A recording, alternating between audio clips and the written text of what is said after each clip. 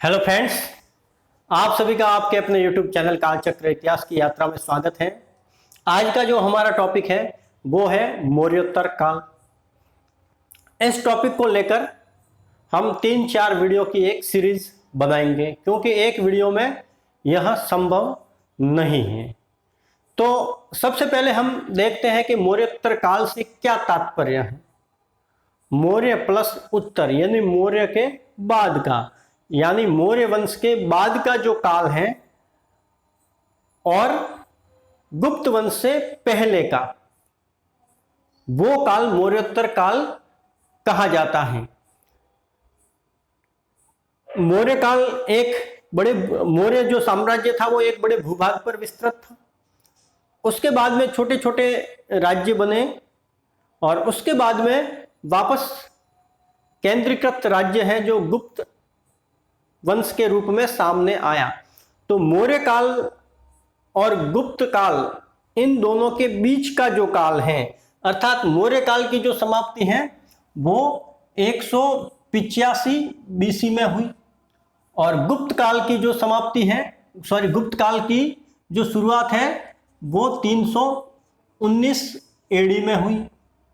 तो यह जो समय है 319 प्लस 185 साल, तो यह जो समय है वो लगभग 500 सालों का समय हो जाता है।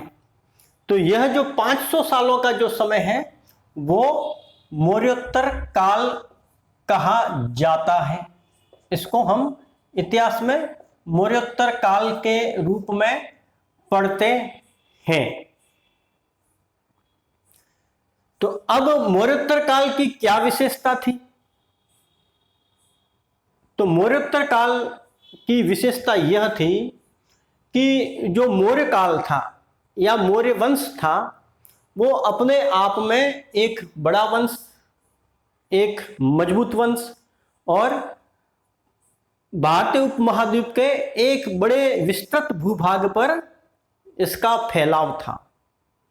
हमने सिकंदर के आक्रमण के वक्त के इतिहास को पढ़ते वक्त यह बात की थी कि जब छोटे छोटे राज्य होते हैं, अर्थात सिकंदर के आक्रमण के वक्त पश्चिमोत्तर भारत है, ये वाला जो हिस्सा था, यहां पर छोटे छोटे करके 25 राज्य हुआ करते थे। तो जब छोटे छोटे राज्य होते हैं तो वो अपने आप में विभाजित होते हैं, असंगठित होते हैं, एक दूसरे के दुश्मन और एक दूसरे से ईर्ष्या भी होती है और यही जो वातावरण है वो विदेशी आक्रमण के लिए अनुकूलता प्रदान करता है। और जब एकीकृत साम्राज्य होता है, जैसे कि मौर्य साम्राज्य था, तो इतने बड़े राज्य के स्थापित होने के बाद में उनकी सेना बड़ी होगी, उनमें कोई टकराव जैसी स्थिति नहीं होगी, आपसी ईर्ष्या जैसी कोई चीज नहीं होगी, क्योंकि वो एक ही राज्य है, एक ही साम्राज्य है। तो जब केंद्रीकृत साम्राज्य होता है, बड़ा साम्राज्य होता है, तो उस पर विदेशी आक्रमण की संभावना है वो न के बराबर रहती है। यही कारण था कि मौर्य काल में मौर्य वंश पर कोई आक्रमण विदेशी नहीं हुआ, क्योंकि उनके पास में अपने आप में इतनी सेना थी कि कोई भी विदेशी आक्रांता भारत की तरफ देखने की जरूरत नहीं कर सकता था। लेकिन जैसे ही मौर्य वंश का अंत हुआ तो मौर्य साम्राज्य था, उन पर छोटे छोटे करके बहुत सारे जो राज्य हैं वो बन गए। जो पाटलिपुत्र जो इलाका था, केंद्रीय इलाका था मौर्य साम्राज्य का, वहां जैसे वंश है वो उभर कर आया, वो था शुंग वंश। उनके बाद में कण्व वंश आया। दक्षिण का जो हिस्सा था ये वाला, जिसको दक्कन कहा जाता है, वहां सातवाहन वंश उभर कर आया। कलिंग वाला जो हिस्सा था ये वाला, यहां पर चेदी वंश उभर कर आया, जिसका प्रमुख शासक खारवेल था। और जो ये वाले हिस्से थे पश्चिमोत्तर भारत वाले, इन हिस्सों पर विदेशी आक्रमण हुए, क्योंकि भारत की भौगोलिक संरचना ऐसी थी कि बाकी के 3 जो पूर्वी, उत्तरी और दक्षिणी हिस्से हैं वहां से उनके आक्रमण होने की कोई संभावना नहीं थी। यह जो पश्चिमोत्तर हिस्सा है, उत्तर और पश्चिम के बीच वाला, यहीं से विदेशी आक्रमण हमेशा होते रहे हैं। तो चूंकि भारत में एक केंद्रीकृत साम्राज्य था नहीं, छोटे छोटे राज्य थे, तो यह परिस्थिति जो थी वो विदेशी आक्रांताओं को भारत की तरफ आक्रमण या रुख करने के लिए प्रोत्साहित करती थी। तो इस काल में, मौर्योत्तर काल में, विदेशी आक्रांताओं के रूप में हिंद यूनानी आए, फिर शक आए, पहलव आए, कुषाण आए, हूण आए। हूण है वो गुप्त काल के समय आए थे, क्योंकि गुप्त काल जो था वो भी मौर्य काल जितना ज्यादा मजबूत या शक्तिशाली नहीं था, तो उस वक्त हूणों के आक्रमण हुए। लेकिन गुप्त काल से पहले हिंद यूनानी, शक, पहलव और कुषाणों के जो आक्रमण है वो पश्चिमोत्तर भारत से इस तरफ होते गए। तो ये जो हिस्सा था, ये तो इन आक्रमणकारियों के रूप में, या इन आक्रमणकारी जो थे उनके पास में ये वाला हिस्सा जो था वो रहा मौर्योत्तर काल में। और ये वाला जो हिस्सा था ये सातवाहनों के पास में रहा। इस हिस्से में चेदी वंश का उद्भव हुआ, जिसका शासक खारवेल था। और ये जो हिस्सा था, यहां शुंग वंश और उनके बाद में कण्व वंश है, उनका अधिकार हो गया। और इनके अलावा बहुत सारे ऐसे छोटे छोटे राज्य भी रहे जिनका जो जिक्र है या उल्लेख है वो हमें नहीं मिलता। संभवतः वो कम महत्वपूर्ण रहे होंगे। तो जो मौर्योत्तर काल था उसमें भारत का जो भौगोलिक विभाजन था वो इस तरीके से था कि आधुनिक पाकिस्तान, अफगानिस्तान का हिस्सा कुछ, और भारत, वर्तमान भारत का पश्चिमोत्तर जो हिस्सा है, इन पर हिंद यूनानी, शक, कुषाण, इन लोगों का, जो विदेशी आक्रांता थे, इन लोगों का अधिकार हुआ। जो मौर्य राजवंश का जो केंद्रीय हिस्सा था, जैसे पाटलिपुत्र और उसके आसपास वाला इलाका, वहां शुंग वंश का शासन रहा, उनके बाद में कण्व वंश का शासन रहा। दक्षिण जो हिस्सा है, जिसमें महाराष्ट्र और मालवा से कर्नाटक के बीच वाला जो हिस्सा है, वहां पर सातवाहनों का शासन रहा। बाद में आंध्र प्रदेश भी सातवाहनों के हिस्से में आया। जो उड़ीसा वाला हिस्सा है वहां चेदी वंश का शासन रहा, और इनके अलावा छोटे छोटे हैं वो राज्य रहे। तो यह मौर्योत्तर काल में शासकों के भौगोलिक वितरण या उनकी राजसत्ता किस भूभाग पर थी, इसके बारे में आपको मानचित्र के द्वारा बताया है, ताकि आपको समझ में जल्दी आ जाए या आपका कॉन्सेप्ट है वो क्लियर हो जाए। तो इस टॉपिक को मैंने आगे ही बताया कि कुछ भागों में बांट कर पढ़ेंगे। तो अब देखिए, मौर्योत्तर काल में भारत पर शासन करने वाले जो राजा थे उनको हम 2 भागों में बांट सकते हैं। पहले भाग में हम देसी राजाओं या देसी राजवंशों को बांटेंगे जो भारतीय उत्पत्ति थे या जो भारतीय थे, जैसे कि शुंग वंश हो, सातवाहन वंश हो, चेदी वंश हो, कण्व वंश हो, ये सब भारतीय राजवंश थे। और दूसरे हिस्से में वो राजवंश आएंगे जो बाहरी थे या विदेशी आक्रांता के रूप में आए थे, जैसे हिंद यूनानी हो, शक हो, पहलव हो, कुषाण हो, हूण हो, ये जो है वो विदेशी आक्रमणकारी के रूप में आए थे।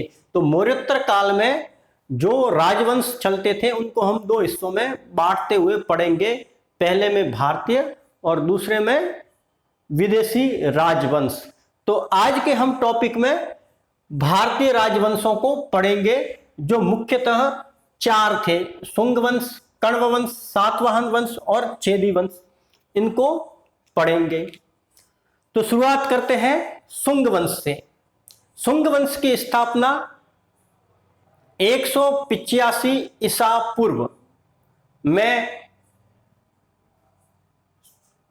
पुष्यमित्र शुंग ने अंतिम मौर्य सम्राट बृहद्रथ की हत्या करके की थी। शुंग वंश की स्थापना, शुंग जो पुष्यमित्र शुंग था वो बृहद्रथ का सेनापति था। तो इसने शुंग वंश की स्थापना की मौर्य साम्राज्य के केंद्रीय भूभाग पर, यह वाला भूभाग।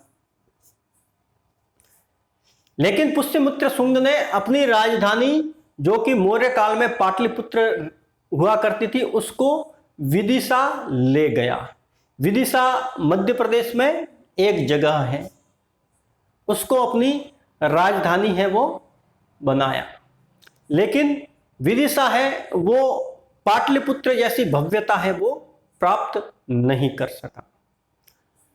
पुष्यमित्र शुंग ने अपने जीवन काल में 2 राजसूय यज्ञ करवाए, जिनके पुरोहित महर्षि पतंजलि थे।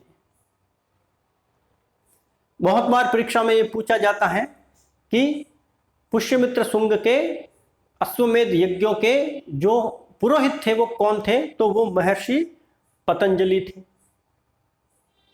वैसे पुष्यमित्र शुंग को बौद्ध जो अनुश्रुतियां हैं वो बौद्धों का हत्यारा भी बताती है, या ये भी बताती है कि उसने बौद्धों का दमन किया। लेकिन हमें अभिलेखों से यह भी देखने को मिलता है कि पुष्यमित्र शुंग ने सम्राट अशोक द्वारा निर्मित सांची के स्तूप के चारों तरफ पत्थर की वेदिका भी बनवाई, जो कि पहले लकड़ी की हुआ करती थी। तो पत्थर की ये वेदिका बनाने का जो समय या शुरुआत है, या पत्थर के स्तूप बनाने की जो शुरुआत है, वो भी शुंग काल से ही शुरू होती है। यह शुंग जो वंश था वो ब्राह्मण वंश था, या यूं कहें कि बाकी के ये जो वंश थे वो सब ब्राह्मण वंश थे।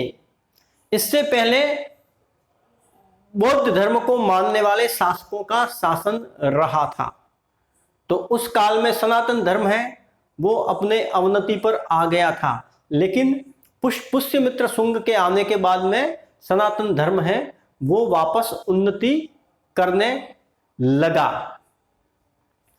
तो पुष्यमित्र जो शुंग है उसको लेकर प्रश्न यह बनते हैं कि शुंग वंश की स्थापना है वो किसने की, तो उसका उत्तर होगा पुष्यमित्र शुंग ने। उनके पुरोहित कौन थे, तो इसका उत्तर होगा पतंजलि। अब पुष्यमित्र शुंग ने हिंद यूनानी शासक मिनांडर को भी पराजित किया था। यह भी एक पॉइंट है जो कि आप ध्यान रखिएगा। अब आगे आते हैं अग्निमित्र। महाकवि कालिदास ने एक पुस्तक लिखी थी जिसका नाम था मालविकाग्निमित्रम। तो उसमें मालविका और अग्निमित्र के प्रेम संबंध और उनके विवाह की जो कहानी है वो उस पुस्तक में है, मालविकाग्निमित्रम में। तो उससे बस यही प्रश्न बन सकता है कि मालविकाग्निमित्रम का जो अग्निमित्र है वो कौन से वंश से संबंधित था या कौन से वंश का शासक था, तो वो शुंग वंश का शासक था। फिर आते हैं शुंग वंश के 90 शासक भागभद्र की तरफ। भागभद्र को भागवत भी कहा गया है। यह पुष्यमित्र शुंग का वंशज था और शुंग वंश का 90वां शासक था। इसके कार्यकाल के 14वें वर्ष में यवन शासक एंटियालकिट्स के राजदूत के रूप में हेलियोडोरस नामक व्यक्ति आया था और इसने विदिशा में वासुदेव के सम्मान में गरुड़ स्तंभ है वो स्थापित किया था। यह बहुत ही महत्वपूर्ण तथ्य है जो कि परीक्षाओं में बार बार पूछा जा चुका है कि गरुड़ स्तंभ है, इसकी स्थापना किसके शासनकाल में हुई थी? तो उत्तर होगा भागभद्र या भागवत के शासनकाल में। राजदूत का क्या नाम था? तो हेलियोडोरस। राजदूत का नाम था हेलियोडोरस। और यह किसका राजदूत था? तो एंटियालकिट्स का यह राजदूत था। उसने क्या किया? तो उसने भगवान वासुदेव के सम्मान में गरुड़ स्तंभ है वो विदिशा में स्थापित करवाया। अब यह गरुड़ स्तंभ है, इसका क्या महत्व है? इसका महत्व यह है कि यह गरुड़ स्तंभ है वो भागवत संप्रदाय का पहला प्रस्तर अभिलेख है। भागवत संप्रदाय का पहला प्रस्तर अभिलेख है। और भागवत संप्रदाय की जो शुरुआत है या भागवत धर्म की जो शुरुआत है वो भी मौर्योत्तर काल में ही मानी जाती है। अब जो अंतिम शासक था शुंग वंश का, उसका नाम था देवभूति। बस इसका यही प्रश्न बन सकता है कि शुंग वंश का अंतिम शासक कौन था? तो देवभूति था। अब देवभूति की हत्या करके जिस नए वंश की स्थापना की वो था कण्व वंश, और देवभूति की हत्या वासुदेव ने करके कण्व वंश की स्थापना है वो शुंग वंश के या शुंग वंश की जो भूमि थी, जो राज्य था, उसी पर की। शुंग वंश के बारे में हमें कोई विशेष जानकारी नहीं मिलती है, बस यही मिलता है कि कण्व वंश का संस्थापक जो था वो वासुदेव था और उसने अंतिम शुंग सम्राट देवभूति की हत्या करके कण्व वंश की स्थापना है वो की थी। अब शुंग वंश का जो कार्यकाल था वो 185 बीसी से लेकर 75 बीसी था, अर्थात इन्होंने 110 वर्ष तक शासन किया। 110 वर्ष तक शासन किया। यह समय है वो लंबे ऐतिहासिक वृत्तांतों की बात करें तो बहुत छोटा सा समय है। और इसके बाद में जो कण्व वंश आया उसका समय तो और भी छोटा है। इसका समय 75 बीसी से 30 बीसी, अर्थात सिर्फ 45 वर्ष तक शासन किया। उसके बाद में यहां क्या उथल पुथल हुई, क्या रहा, वो हमें ज्यादा जानकारी है वो नहीं मिलती है, क्योंकि हमारी जानकारियों के जो ज्यादातर स्रोत होते हैं वो पुरातात्विक स्रोत ही होते हैं। साहित्यिक स्रोतों में यदा कदा ही हमें जानकारियां हैं वो मिल पाती हैं, और जानकारी मिल भी जाती है या किसी भी शासक का नामोल्लेख मिल भी जाता है तो उसके वंश और उसकी शासन भूमि का पता लगाना अत्यंत ही दुष्कर कार्य होता है। तो इसके बाद में तीसरा जो वंश था सातवाहन वंश, यह मौर्योत्तर काल का सबसे महत्वपूर्ण राजवंश माना जाता है, क्योंकि इस राजवंश का दक्षिण भारत के इलाके में 300 वर्षों तक अबाध गति से शासन रहा, अबाध रूप से शासन रहा 300 वर्षों तक। इतना लंबा शासन शायद ही किसी राजवंश का रहा हो। इसमें जो हिस्सा था वो था मालवा से लेकर कर्नाटक के बीच का हिस्सा। ये वाला जो हिस्सा था ये सातवाहन वंश के राजाओं का हिस्सा था या राज्य हुआ करता था शुरुआत में। तो इसकी जो स्थापना है वो स्थापना सिमुख नामक व्यक्ति ने की थी। कई बार पूछा जा सकता है कि सातवाहन वंश की स्थापना है वो किसने की थी। तो सातवाहन वंश की स्थापना है वो सिमुक ने की थी। इस वंश का प्रथम जो महत्वपूर्ण शासक है वो है सातकर्णी प्रथम, वो है सातकर्णी प्रथम। उसके बाद में एक शासक और आता है जिसका नाम है हाल। इसके बारे में बहुत बार प्रश्न है वो पूछा जा चुका है। वो प्रश्न है वो यह है कि हाल ने किसकी रचना की थी। यह साहित्यकार राजा था। इसने एक पुस्तक लिखी थी जिसका नाम था गाथा सप्तशती, गाथा सप्तशती। यह प्राकृत भाषा में लिखी हुई पुस्तक थी। तो इसके बारे में यह पूछा जाता है कि गाथा सप्तशती किसने लिखी थी, तो उत्तर होगा हाल। या हाल ने कौन सी पुस्तक लिखी थी, तो होगा गाथा सप्तशती। कई बार यह भी पूछा जा चुका है कि गाथा सप्तशती है वो कौन सी भाषा में लिखी हुई है, तो इसकी जो भाषा है वो है प्राकृत। गाथा सप्तशती की जो भाषा है वो प्राकृत भाषा है। सबसे महत्वपूर्ण जो शासक है सातवाहन वंश का, उसका नाम है गौतमी पुत्र सातकर्णी। इसने अपने आप को अद्वितीय ब्राह्मण है वो कहा है, अद्वितीय ब्राह्मण। बहुत सारे जो लोग हैं वो यह मानते हैं, या बहुत सारे इतिहासकार हैं वो यह मानते हैं कि सातवाहन वंश के जो शासक थे वो वहीं के किसी कबीले से संबंधित लोग थे, और बाद में इन्होंने अपने आप को ब्राह्मणों से संबंधित है वो कर लिया, और इन्होंने आगे जाकर अपने आप को देवताओं से भी संबंधित किया। तो गौतमी पुत्र सातकर्णी है वो सबसे महत्वपूर्ण शासक माना जाता है। यह इस वंश का 23वां शासक था। इसका जो कार्यकाल था वो 106 से लेकर 130 ईस्वी तक था।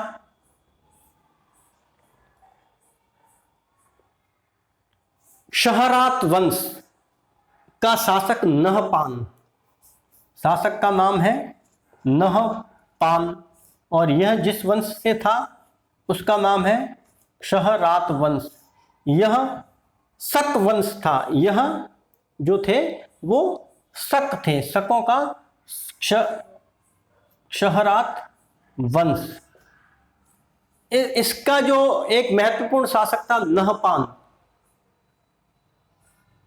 उसके 8000 सिक्के से भी ज्यादा सिक्के हैं वो मिले हैं, और उन पर वापस ढलाए जाने का जो है वो चिन्ह है वो मिलते हैं, और वो गौतमी पुत्र सातकर्णी के मिलते हैं। यह जोगल थंबी मृदभांड से मिला है।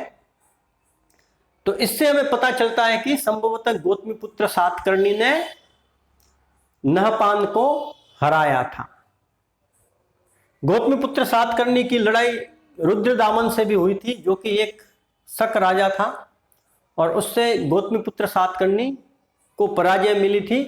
लेकिन यह रुद्रदामन का संबंधी होने के कारण आपसी सुलह है वो हो गई। ऐसा कहा जाता है कि गौतमी पुत्र सातकर्णी ने अपनी स्थिति मजबूत करने के लिए अपने पुत्र वशिष्ठ पुत्र पुलमावी का विवाह है वो रुद्रदामन की पुत्री से किया था।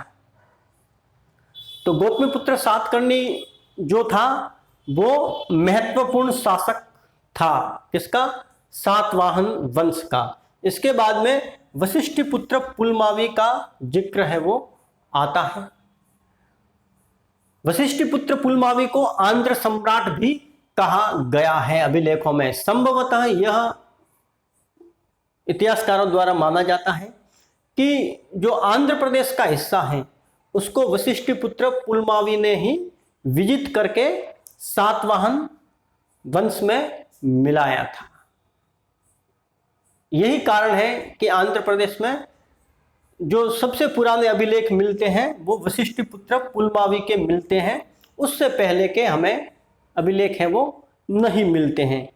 अतः इतिहासकारों द्वारा यह माना जाता है कि आंध्र प्रदेश को विजित करके जिस शासक ने सातवाहन वंश में मिलाया था वो शासक वशिष्ठी पुत्र पुलमावी था।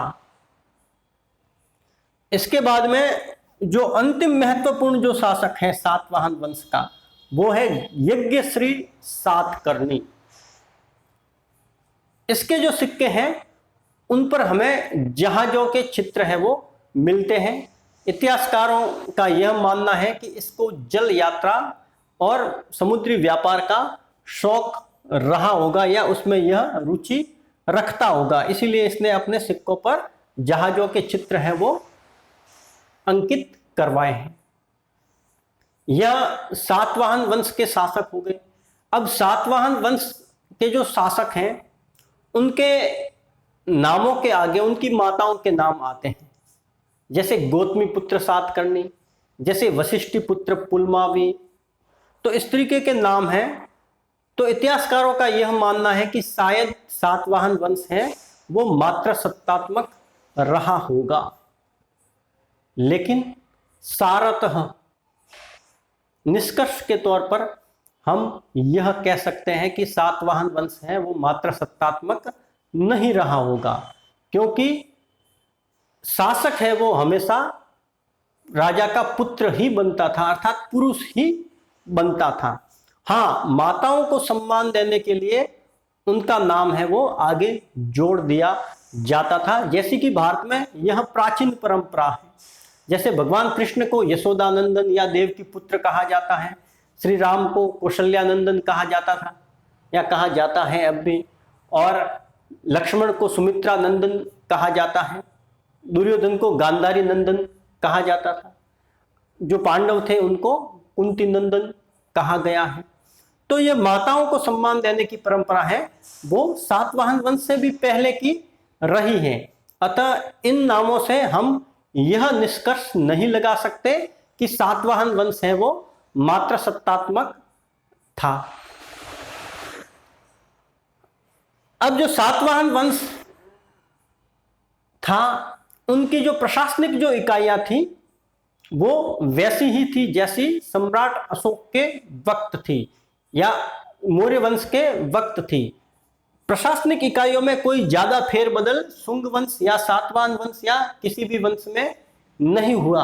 हाँ, जो विदेशी शासक थे शक, कुषाण, होड़, हिंद यूनानी, उनकी जो प्रशासनिक इकाइयां हैं वो जरूर इनसे भिन्न थी, लेकिन जो भारतीय राजवंश थे उन्होंने जो प्रशासनिक इकाइयां हैं वो मौर्यों जैसी ही रखी, अर्थात जैसे जिले को आहार कहा जाता था मौर्य काल में, तो इसमें भी आहार ही कहा जाता था।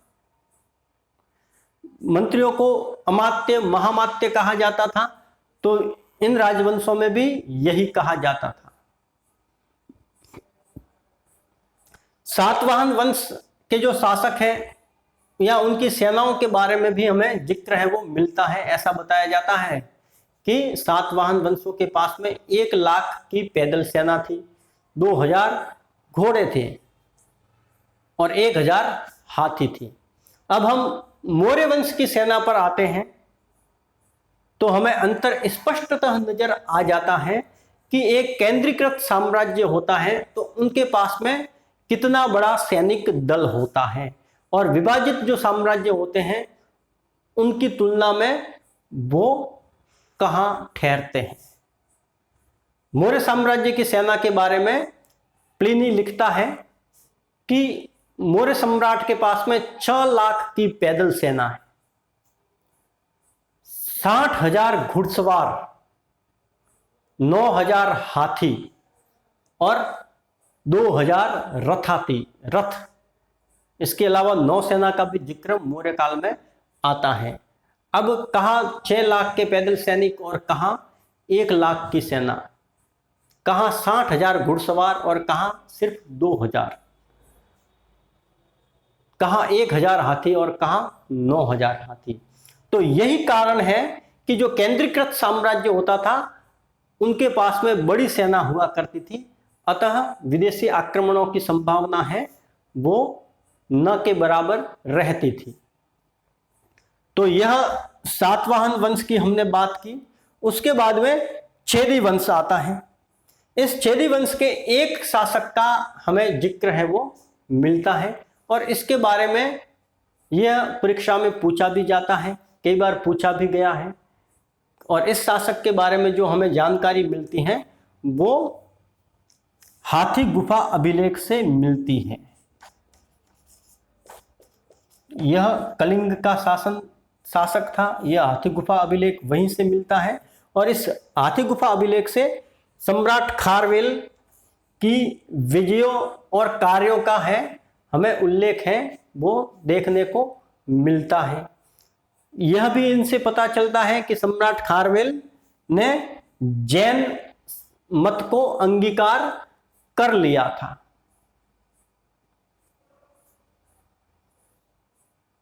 सातवाहन वंशों की बात करें तो इन सातवाहनों के जो उत्तराधिकारी थे वो थे इक्ष्वाकु वंश। इक्ष्वाकु वंश। इन सातवाहनों के काल में एक महत्वपूर्ण बात यह है कि भूमिदान देने की जो परंपरा है वो सातवाहनों ने शुरू की थी। किसी भी ब्राह्मण को या बौद्ध भिक्षुओं को भूमिदान दिया जाता था। भूमिदान से तात्पर्य है कि कोई भी गांव है या एक भूमि विशेष है उसको किसी भी ब्राह्मण या बौद्ध भिक्षु या संघ वगैरह को दान में कर दिया जाता था। फिर उस गांव या उस भूमि से जो भी राजस्व प्राप्त होता था उस पर अधिकार उस दान ग्रहीता का होता था। उस दान दी हुई भूमि में कोई भी सैनिक, राजकीय कर्मचारी नहीं जा सकता था और न ही वहां से वो कोई कर या राजस्व उगा सकता था। वो एक तरीके से उसकी संपत्ति बन जाती थी जो दान प्राप्त करता था।